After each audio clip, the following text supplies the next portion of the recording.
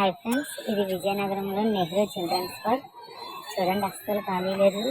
చిన్నపిల్లలు ఆడుకోవడానికి చాలా బాగుంది. మా పాప బాగా అలర్ట్ చేయడం వల్ల ఈరోజు పార్క్ తీసుకెళ్ళాల్సి వచ్చింది. మా ఇద్దరు పిల్లల్ని. అస్సలు పార్క్ అస్సలు ఖాళీ లేదు. చాలా చాలా రష్గా ఉంది.